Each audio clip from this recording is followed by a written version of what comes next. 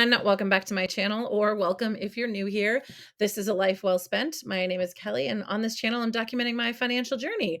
Today's video is all about my May budget, so we're just going to dive right into it.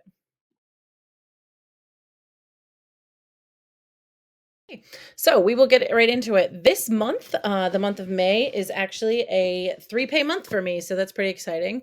I am planning on $5,400 approximately. I kind of never know when I get a third pay because I don't have my HSA deductions coming out of that third pay, and so then that will fluctuate like what I get for what I get in that third pay, especially now that I've changed around some of the contributions and stuff. So like I don't know. I don't know what to expect. I'm shooting low on this, so 5,400. I expect a little bit more than that. I just don't quite know how much.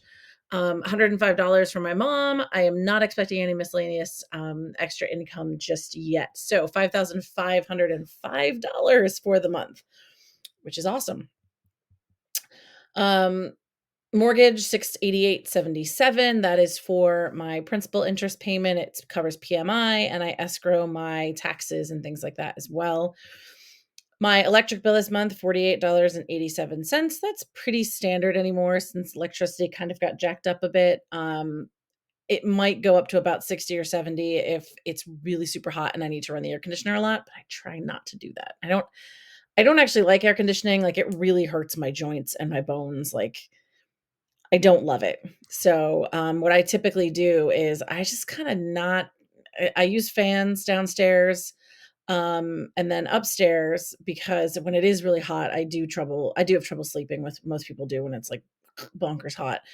So I actually just put last year I started doing this. I got like a window air conditioning unit. It's a smart air conditioner.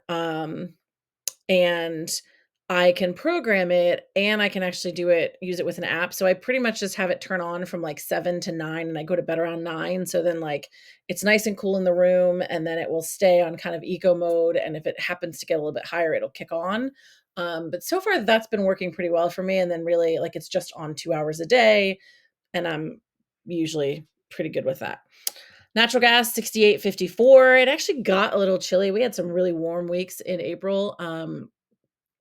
And then it got chilly again. So that's actually higher than I was thinking it would be. Moving forward, though, it's probably going to be around $25-30. I don't use any heat in the summertime, obviously. And I tend to not cook all that much because of the aforementioned no air conditioning. So I don't want to use my stove. And I used to like every day I would have a kettle on the stove, but now I use an electric kettle. So it's not bothering the gas anymore. $63 for sewer. That's a flat rate. Water I put in at $25 because I know that I was using a little bit more to water some plants and things like that. So I'm expecting it'll be a little bit higher than usual.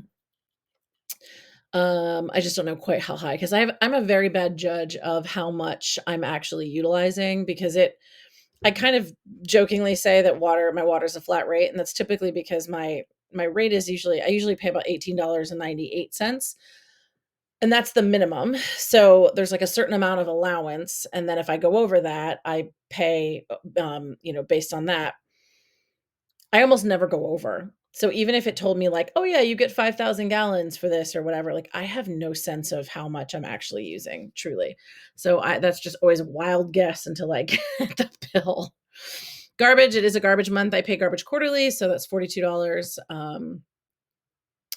Internet, $58. My cell phone, $36.62. My mother actually put some money towards that. What she gives me up here in my income, I've said this before, but in the event that you're new here, my mother pays me for some subscription services that we share. We share a cell phone plan. I'm the one who pays it.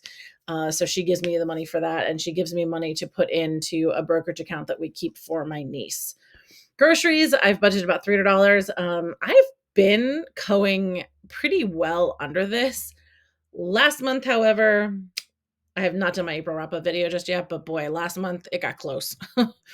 But that's okay. It happens. Mostly because I bought a bunch of stuff for my niece and we went out to see her. And so we bought more food to take out and stuff like that. Anyway, gas, budgeting about $200. House garden, $25. Restaurant, $75. Fitness, $40.72. That's just what it costs for my gym. And I know that that actually really does seem expensive. Absolutely no argument there. But it has a pool, and that's the biggest reason I go there. Personal, I've given myself $100 this month on personal, $50 of miscellaneous, $100 to the brokerage account for my niece, $212.49 to my brokerage, and $1,000 to my Roth IRA. So I have been maxing out a Roth IRA for probably 4 or 5 years now. Let me think here. It started out probably at like 5, 3, 4, maybe 4. Maybe this is year 4. I'm not actually sure. Anyway, I I have it set up to sort of auto buy, and I didn't wanna have to, like, cancel that and make a new one and what have you. So when we went from being able to put $6,000 in, which was $500 a month, um, last year it was 6,500 and now it's up to 7,000. So I haven't changed that, and I just decided in my head, like, what I would do is when I have a 3-pay month or when I have, an influx of money, like I did it with my tax return already, this is my first 3-pay month of the tax year. So I thought, you know what? I'll just do it this way. I'll put an extra 500 in then. So I will have done it. That was my, I have a Echo Show back there. And I was like, I swear, I just heard that thing go off. Notification at 7 o'clock. So it's probably telling me about my, the weather. Um, anyway, so that is my extra 500. I've already put 500 in there, so I'm actually done with all the extras from this point forward. It'll just be 500 a month. And the 212.49 in my brokerage account, I've said this in other videos. I realized that between maxing out my Roth IRA and maxing out my HSA, I was putting almost $1,000 a month into some form of retirement account or investment account. So I decided I was going to start putting money into my brokerage account. It's just a taxable brokerage account. That I decided I was going to put money in there and top off my amount so that I was to $1,000. Well, I only decided that I think in about April. So I wanted to backfill and put in for the months that I didn't do because I didn't think about it at the beginning of the year. So that's the rest of that money. So basically, they're all caught up now, or will be at the end of this month once I put everything in. So not planning on needing any work expenses. Not really planning on getting anything for my mom. My mom's stuff thing, like I don't usually budget for that, but that's a place for me to keep track of like the things I bought for her that she owes me money for. Okay. I'm hoping I will be able to put $250.26 into my emergency fund. Right now it has about $13,500 in it. I actually would like to get that up to about 20,000. I'm hopeful that I can get pretty close to that by the end of this year. $155 for subscriptions. I know that that sounds like a lot. We're getting rid of a lot of our streaming services, so I'm not renewing them as they go in. But this also covers some things that I'm okay with paying for. One of which is my Garmin InReach that I use when I'm hiking and backpacking. It just, gives me peace of mind. It gives my mom peace of mind because I can hit an SOS button if I am, injured or if I need something.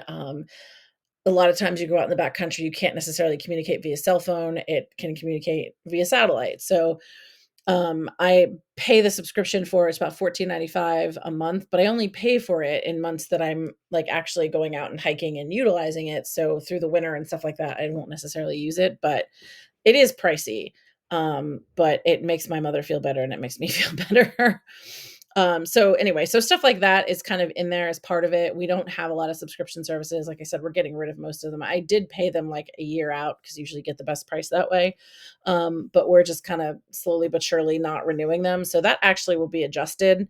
But also in that goes like I do a password thing. I have a VPN. Yeah, so it covers a lot of, kind of stuff like that.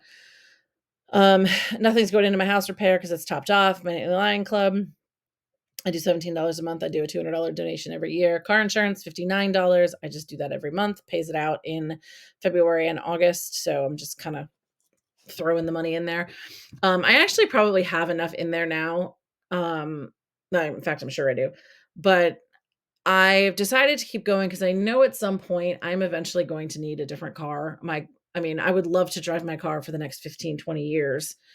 Um, but it's just probably not going to last that long. So in preparation for eventually needing that, um, I have the money there, and, you know, my insurance is gonna cost a lot of money when I actually have a lot of vehicle to replace.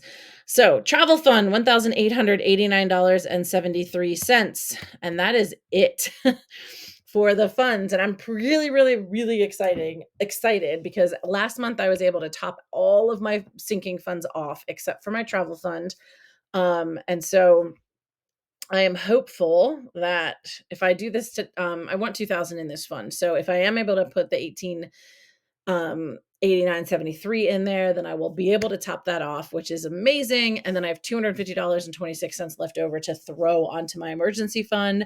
And after this point, like, I'm so excited by this because basically what I'm going to do is anytime I spend money from it, I will budget to replace it, but then the rest is just going to go onto the emergency fund. So I'm pretty excited about that. Now, that said, I've definitely bought a gift, and I knew I was gonna buy a gift. I should have just added extra money in the gift. I didn't really think about it, but it's graduation season, and I have a graduation gift I have to buy for someone, so, um, yeah, I'm gonna do that. So I might put the money back in there. That might cut into how much is in my emergency fund, or if I just simply haven't spent everything I've budgeted up here, especially like grocery, gas, personal things like that, like I might be able to fill it in down there and then still actually meet all my goals. So and put money towards my emergency fund. So that's pretty exciting. If not, definitely next month, because in June I have the opportunity to sell back some of my vacation days. So I always make like almost an extra, I don't know, 8, $900 maybe.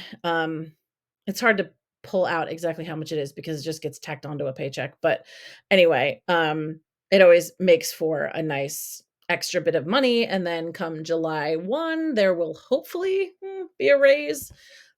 There typically is. I would hope that we would get one, but we'll see. Um, so yeah, anyway, that's gonna be my budget for May. I'm pretty excited about what we have going. I think that, I've got a good plan for May, and yeah, even though it's, like, halfway through the month right now, it's May 13th when I'm filming this. It's fine. I'm gonna film a lot of videos wearing these same outfits, so this is gonna look weird, but I've had a bunch of other stuff going on, and I have now finally been able to sit down and take the time to film. So that's it for my May budget. As always, if you have any questions, leave a comment. Let me know. If you have any questions about my budget, how I even make my spreadsheet, it looks a lot different than it used to. So if you have any questions about that, that would be great. Thanks so much for watching, guys. Talk to you later.